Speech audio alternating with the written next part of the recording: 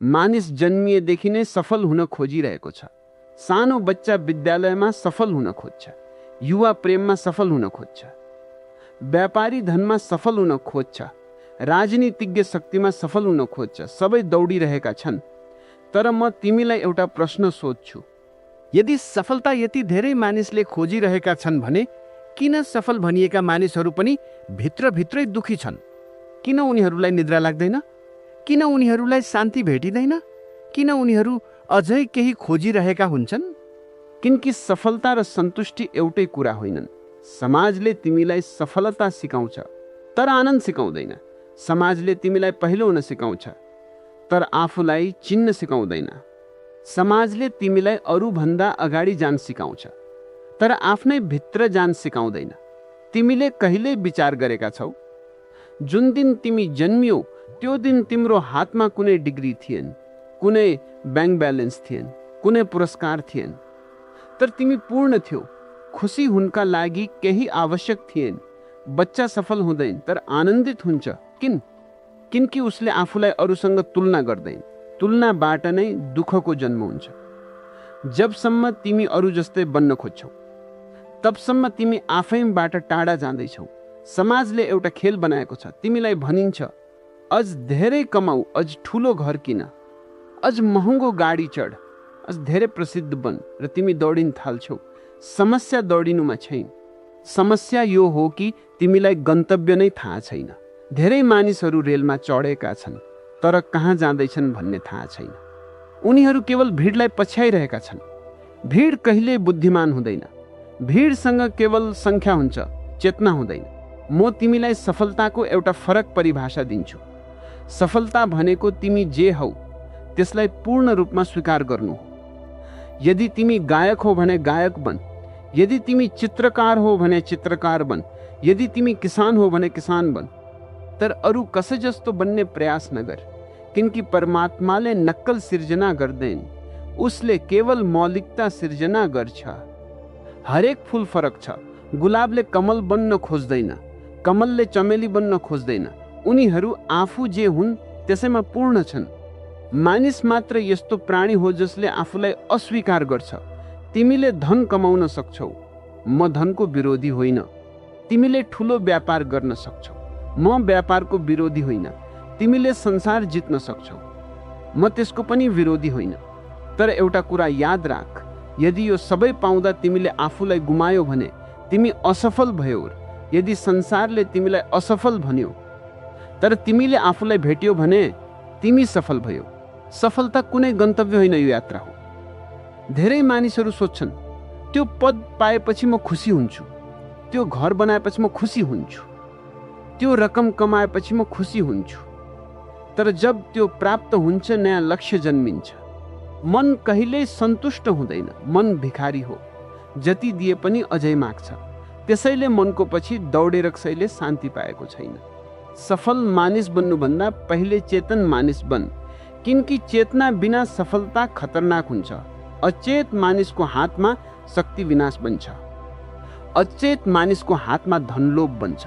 अचेत मानिसको हातमा प्रसिद्धि अहङ्कार बन्छ। तिमीले संसारका धनी मानिसहरू देखेका छौ। धेरैसँग सम्पत्ति छ तर शान्ति छैन। धेरैसँग शक्ति छ तर प्रेम छैन। धेरैसँग अनुयायी छन् तर मित्र छैनन्। यो कस्तो सफलता हो? बाहिर महल, भित्र मरुभूमि, बाहिर मुस्कान, भित्र आँसु।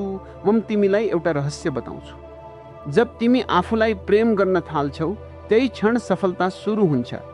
जब तिमी आफूलाई स्वीकार गर्न थाल्छौ त्यही क्षण सफलता सुरु हुन्छ। जब तिमी वर्तमान क्षणमा बाँच्न थाल्छौ त्यही क्षण सफलता सुरु हुन्छ। किनकि जीवन अहिले छ न भोलि न हिजो। अहिले धेरै मानिसहरू भविष्यका लागि बाँचिरहेका छन्। भविष्य एउटा सपना हो, हिजो एउटा स्मृति हो। वास्तविकता केवल अहिले हो। यदि अहिले आनन्द छैन भने भोलि पनि हुने छैन। किनकि भोलि जब आउँछ त्यो पनि अहिले नै हुन्छ। सफलता भनेको बाहिरको उपलब्धि भन्दा बढी भित्रको अवस्था हो। तिमी जङ्गलमा बसेर पनि सफल हुन सक्छौ। तिमी शहरको भिडमा बसेर पनि सफल हुन सक्छौ।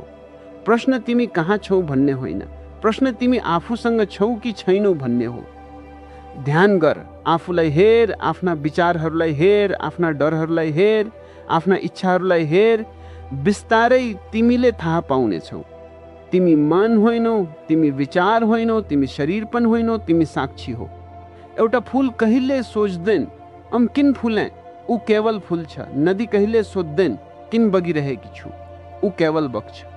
चराले कहिले भविष्यको योजना बनाउँदैन, ऊ केवल गाउँछ। प्रकृति सहज छ, मानिस मात्र जटिल भएको छ। किनकि मानिसले अत्यधिक सोच्न सिकेको छ। विचार राम्रो सेवक हो तर नराम्रो मालिक हो। जब विचार तिम्रो सेवक हुन्छ त्यसले विज्ञान जन्माउँछ। जब विचार तिम्रो मालिक हुन्छ त्यसले चिन्ता जन्माउँछ। आज संसारमा धनको कमी छैन, ज्ञानको कमी छैन, प्रविधिको कमी छैन, तर शान्तिको कमी छ।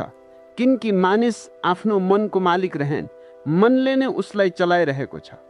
सफलता भनेको मनको आवाज पछ्याउनु होइन, सफलता भनेको आफ्नो मौनतालाई सुन्नु हो। किनकि सत्य आवाजमा छैन, सत्य मौनतामा छ। जब तिमी केही समय एक्लै बस्न सक्छौ, फोन बिना, सङ्गीत बिना, कुनै मनोरञ्जन बिना अझै आनन्दित हुन सक्छौ, त्यो दिन तिमीले सफलताको पहिलो स्वाद चाखेका हुन्छौ। आजको मानिस एक्लोपनदेखि डराउँछ। किनकि एक्लै हुँदा उसले आफूलाई भेट्नुपर्छ र ऊ आफैबाट भागिरहेको छ।